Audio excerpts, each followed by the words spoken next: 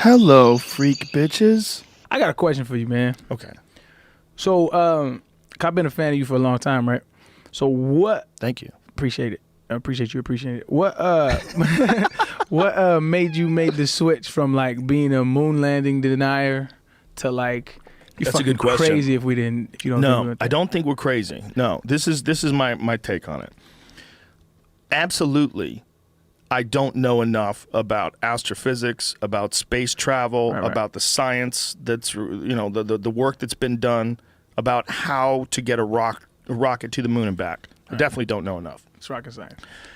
And I've looked at a lot of very compelling documentaries that explain why they think it was hoaxed.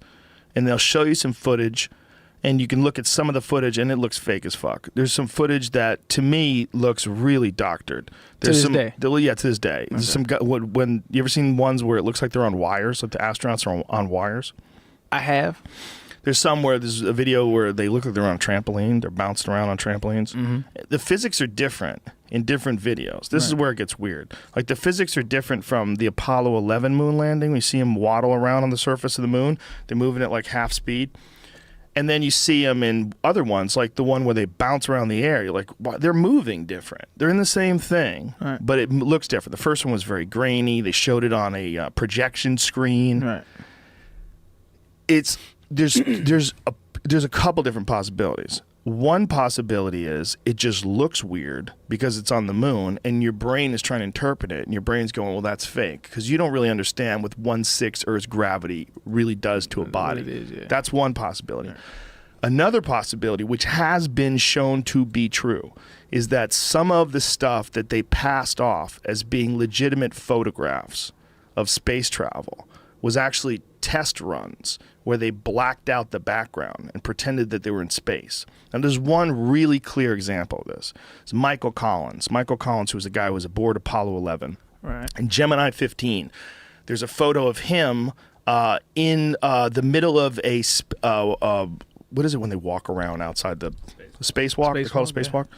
Why does that seem like a bad word? It's like spacewalk. Like if it doesn't seem like that's the official title. Well, he's in the middle of a spacewalk. It's probably something more. Yeah. A little more syllables. Yeah, something slicker. Anyway, so he's doing the spacewalk and he's got this harness on. He's holding on to this like thing, and it was apparently just an image that had already been published of him in a training exercise, and they blacked out the background and flipped the picture upside down. That's the joint right there. It's the same exact photo. Same exact photo. I mean, people have lined it up and switched it over. It's the same photo. It's just been edited. So the one on the left was them practicing how to use these. I don't guess that the harness is some sort of a thing that he's hanging on to. I guess it moves him around a little bit. Right. They were trying to practice it on the left, and on the right, they just passed it off. But those are publicity photos, right? Right.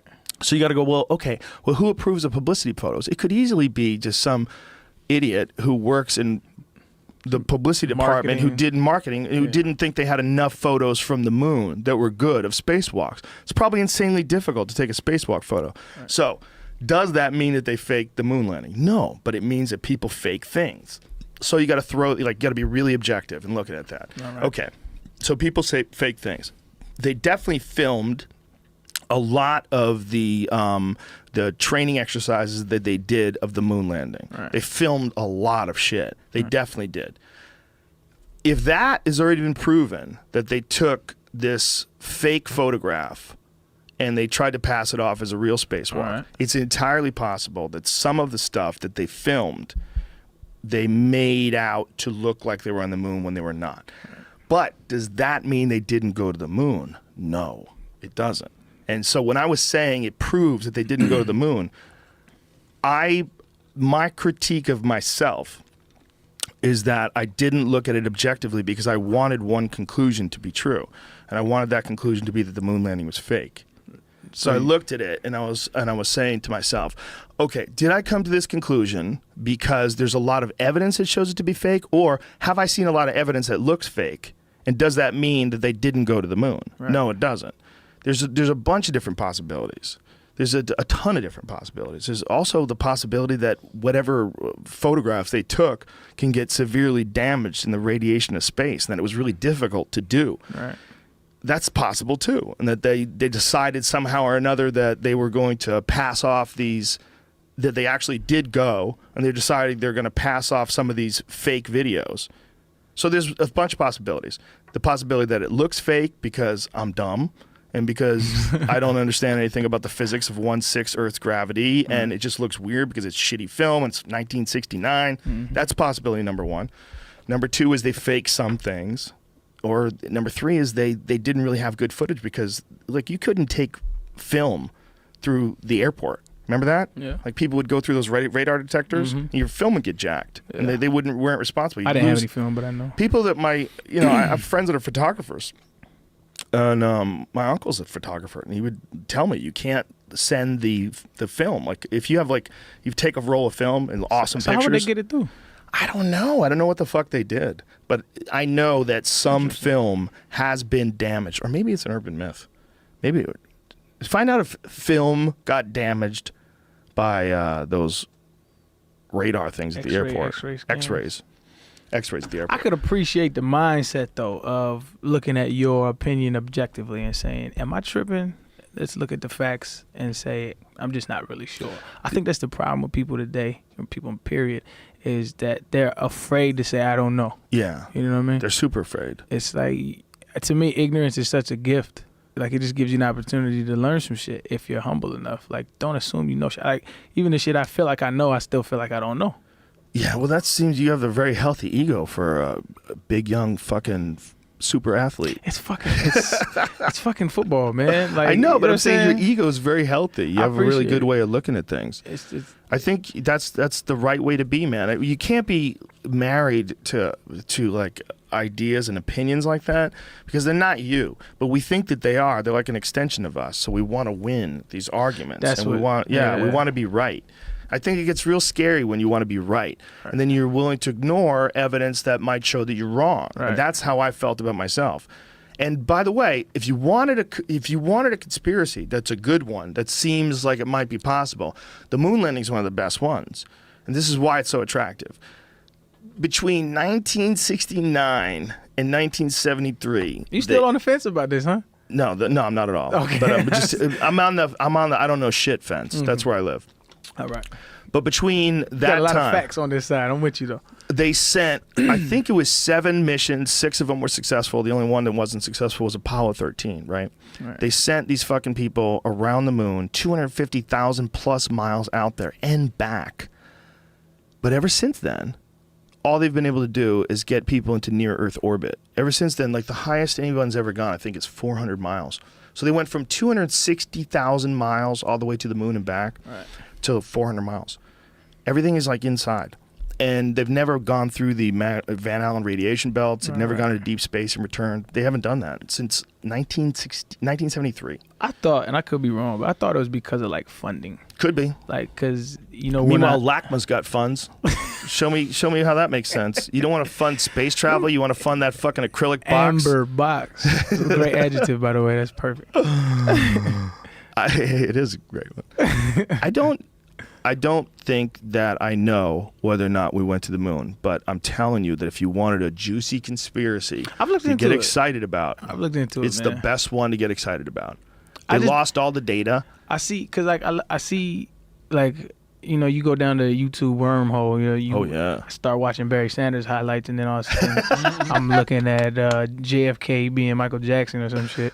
But like, I just don't see what the motive would be. Like, what is the fucking like? What? The Cold War. First of all, we wanted to beat the Russians because we were in a race to see who can get to the moon. And here's one of the things that we do know for a fact: the Russians faked a bunch of shit. They faked a bunch of footage. Yeah, Yuri Gagarin, who was the first man in space, they had a video. You might be an expert on this, man. I studied this. I debated a guy who was a really nice guy, but Phil Plait, who's a bad astronomer, badastronomer.com. Okay. And he was a lot of things he wasn't willing to admit, though, that were unfortunate. Because maybe he could have convinced me more if he was. And one of the big ones was that Werner von Braun was a Nazi. They hired a bunch of Nazis to run the space program. It was called Operation Paperclip. And what Operation Paperclip was they took a bunch of Nazi scientists and relocated them to the United States. We lost some of them to Russia. Russia scooped up some of them. But when we ended the World War II and Nazi Germany collapsed, we went in and took the scientists. Well, Werner von Braun was the head of a rocket factory in Berlin, where they used to hang the 5 slowest Jews in front of the rocket factory for all the other workers to see. Werner von Braun, the Simon Wiesenthal Center said, if Werner von Braun was alive today, he'd be punished for crimes against humanity. This is news to me. No, Werner von Braun was a straight-up Nazi. And this guy was not willing to admit that. Right. You know, it's like, well, you know, just because someone's in Germany. No, he was a Nazi. He was a Nazi. Whether or not he actually killed anybody, maybe he had to be a Nazi. Right. I mean, we're not saying that, look, if you're fucked and you're in this neighborhood and that it overcomes the entire neighborhood, you want to keep your family alive, so you put that thing on your jacket sleeve, you put that swastika on, and you see Heil like everybody else. Maybe you're not really a Nazi ideologically. Maybe you're not a Nazi in your heart. Maybe you're just trying to stay alive. That's entirely possible too. But he was a Nazi.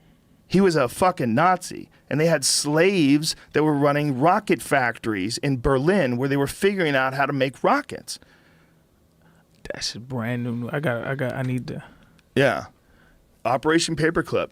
Cold War, President Truman authorized Operation Paperclip in August of 1945. The U.S. Army secretly admitted 88 German scientists and engineers to help in development of rocket technology, including Werner von Braun, Arthur Rudolph, and Hubertus Strugold. Hubertus. That's a great name. It's not a great name, bro. Bring that back. Hubertus. If you have a fucking stud kid who's like one of the strongest men in the world, his name is Hubertus. He's named after a Nazi. That's my son, Hubertus. Fuck that. Oh, that's true. That's true. He's named after a Nazi.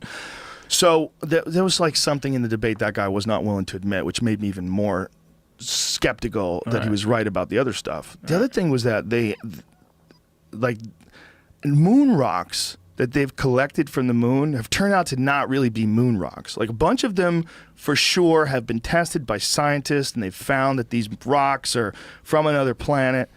But there was a rock that they gave to whoever's the head of Holland, and it was personally given with a plaque by Neil Armstrong, Buzz Aldrin, and Michael Collins. And it turned out to be petrified wood. Moon rock given to Holland by Neil Armstrong and Buzz Aldrin is fake. It's a moon rock given to the Dutch Prime Minister by the Apollo 11 astronauts in 1969. Turned out to be a fake. So they were giving people pieces of petrified wood saying, this is for you. We went to the moon. God bless America. With 308,000 euros. Now, there's a bunch of possibilities, okay? Let's just be honest about this, because this story is from 2009. It's entirely possible that between 1969... there's multiple sources, but that's the Telegraph. That's a legit newspaper. But you got to trace the source. For sure. What I'm saying is that it's entirely possible that someone stole that moon rock and replaced it with that. That's possible. All right. That's possible. Or it's possible they just had some fake rocks. Here's the thing. Bill Clinton had a quote in his book, in one of his books. I think his book is called My Life.